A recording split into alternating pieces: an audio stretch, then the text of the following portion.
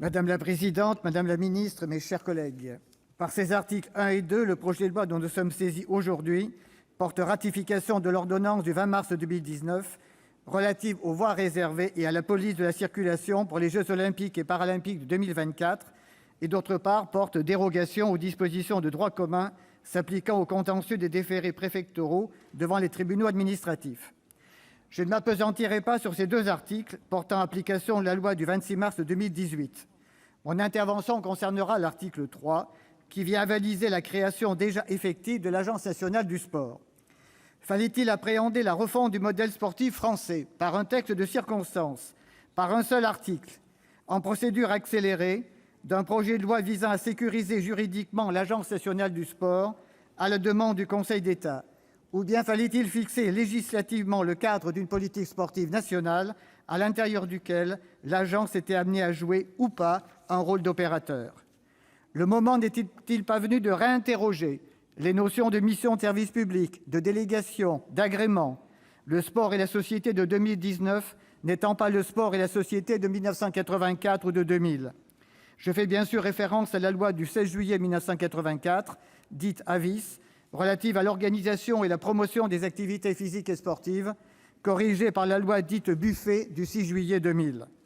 Raccrocher la problématique de l'agence, créée en avril dernier, aux questions de voies réservées et de police de la circulation inhérentes aux JO de 2024, n'est-il pas pour le moins cavalier ?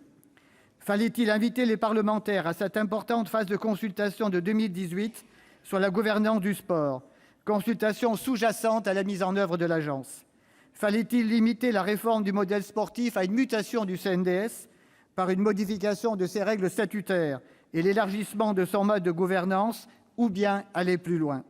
Fallait-il faire le choix de la forme juridique du GIP ou d'un établissement public à caractère administratif, voire à caractère industriel et commercial ? Fallait-il commencer par installer une agence ayant comme objet la haute performance, en reprenant la formule de Tony Estanguet, isoler le haut niveau en mode commando, je cite, avant éventuellement de l'élargir au développement des pratiques, ou bien, dès le départ, fallait-il tenter de relever les deux défis ? Je pose beaucoup de questions et reste muet sur les réponses. Pourquoi ? Tout simplement parce que le texte dont nous sommes saisis ne nous sollicite pas sur ces questions majeures. Pourtant, le cap fixé par l'agence ne saurait se nourrir d'une confusion entre les fins et les moyens. Il importe de créer les conditions pour que se déploie une bonne combinaison entre les politiques sportives territoriales et les plans de développement des fédérations. Ne pas réussir ces conditions compromettrait l'atteinte des ambitions affichées, 80 médailles aux JO de 2024 et 3 millions de pratiquants supplémentaires. Concernant le texte qui nous occupe aujourd'hui, je me réjouis qu'au vu de la place qui occupent les dispositions relatives à l'agence et conformément à l'avis du Conseil d'État rendu le 6 juin dernier, le titre ait pu, par la voie d'un amendement sénatorial adopté en commission de la culture, être modifié pour y faire apparaître ce sujet, venant ainsi enrichir et sécuriser juridiquement cette agence, créée par un arrêté paru au Journal officiel le 20 avril 2019. Rappelons que lors de l'examen du projet de loi de finances pour 2019, et alors qu'elle n'avait aucune existence juridique, un amendement gouvernemental a désigné l'Agence nationale du sport, chargée de la haute performance sportive et du développement de l'accès à la pratique sportive, comme affectataire, au plus tard le 1er septembre 2019, des financements jusque-là versés au Centre national de développement du sport. Cette annonce posait immédiatement la question du respect des engagements financiers en cours et suscitait l'inquiétude des collectivités territoriales pour le financement et la pérennité de leurs projets. Par un amendement, je propose l'élargissement à la notion d'activité physique et sportive, le développement des pratiques. Je rappelle que l'option qui prévalait du Front populaire au début de la Ve République était celle d'une forme d'éducation populaire reposant sur des pratiques physiques qui n'étaient ni sportives ni compétitives.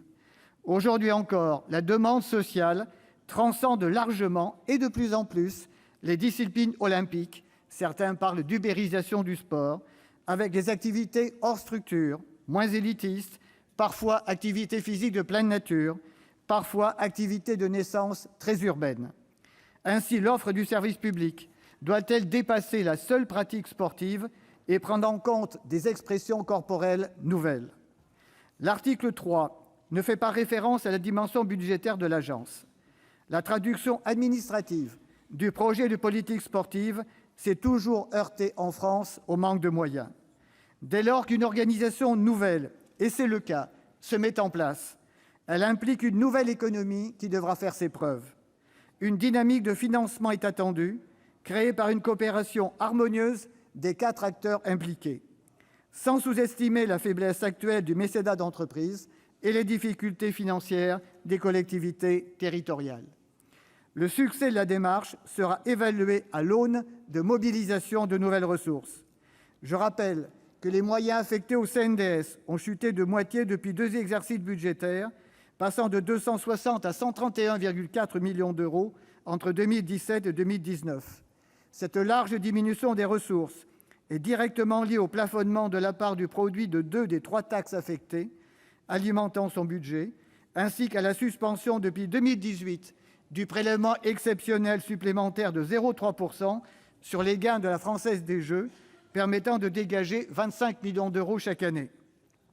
25 millions d'euros, et c'est un clin d'oeil, c'est exactement le montant qu'il faudrait pour expérimenter le pass sport de 500 € pour 50 000 bénéficiaires.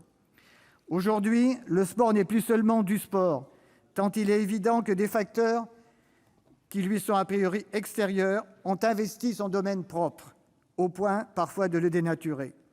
Le sport est nu, il ne recèle aucune vertu propre.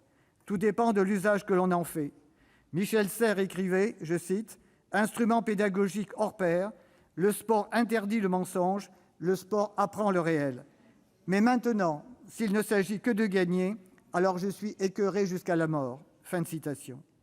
Aussi sommes-nous très attachés à l'efficacité que nous sommes en droit d'attendre de l'État dans l'affirmation de la mise en œuvre d'une vision éthique du sport, par-delà le simple énoncé des valeurs dont tout le monde se gargarise et que chacun conjugue à sa propre sauce.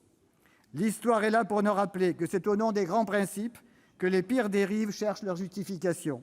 Nationalisme, tricherie, manipulation de compétition, corruption, dopage, violence. Alors que le sport est d'abord un humanisme.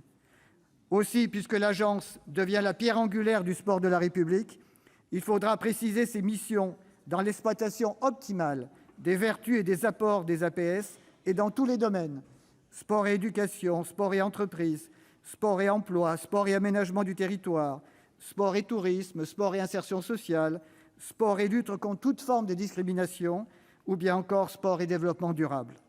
Considérant que notre efficacité de parlementaire dans les missions d'évaluation et de contrôle qui nous sont confiées sont renforcées lorsque nous sommes pleinement intégrés au sein des différentes structures, je défendrai un amendement prévoyant d'ajouter dans les statuts de l'agence la présence de 2 députés et de 2 sénateurs au CA de l'agence. Par ailleurs, veillons à ne pas démotiver sur le terrain les bénévoles. Ils trouvent souvent le plein accomplissement de leur engagement dans un fonctionnement harmonieux avec les professionnels de l'encadrement. Je pense bien évidemment au rôle des conseillers techniques sportifs, dont la situation doit être traitée avec diplomatie, avec un réalisme à la hauteur de l'irremplaçable service qu'ils rendent depuis des décennies au sport français. Sans les bénévoles, les encadrants et les supporters, que serait le club, cellule de base de toute l'architecture? L'État doit aussi faire naître et encourager les bonnes volontés qui acceptent d'animer et de diriger les cellules sportives et les aider dans leur action. J'ai proposé un amendement de suppression de l'alinéa de l'article 3 qui vise à faire de l'agence, à travers son responsable de la haute performance, le gestionnaire des CTS. Il me paraît évident qu'un GIP n'a pas à exercer la DRH de fonctionnaires d'État. Les conférences des financeurs du sport prochainement installées, je l'espère dans le respect de la diversité des territoires, d'où un amendement, ne trouveront leur plein effet qu'avec un accompagnement national. Exemple en matière d'équipement, l'ANDES ne cesse de répéter fort justement que 22 % des installations sportives ont plus de 50 ans d'âge et nécessitent une évolution. Tout attendre d'une instance nouvelle, seulement parce qu'elle installerait autour de la table ces 4 composantes, serait illusoire. Il y faudra, dans le cadre des dispositifs décentralisés envisagés, des diagnostics partagés, des acteurs volontaires, des choix assumés, des contractualisations et des budgets respectés, une osmose entre sport de performance et sport du quotidien. Oui, Madame la Ministre, par-delà les observations que je viens d'exprimer, le temps d'une refondation du sport est venu, et vous le dites vous-même, une loi en sera le passage obligé. mais ne peut être pris le risque de s'orienter vers une disparition du sport considéré comme un service public. Je note d'ailleurs que la fameuse agence britannique UK Sport, qui semble faire fantasmer beaucoup chez nous, est placée sous la tutelle du ministère de la Culture, des Médias et du Sport, mais avec un fonctionnement totalement autonome. Notre choix final sur ce texte sera lié tout simplement au déroulement de nos débats. Merci. La parole est à Madame Mireille Jouve. Pour 7 minutes, chers collègues.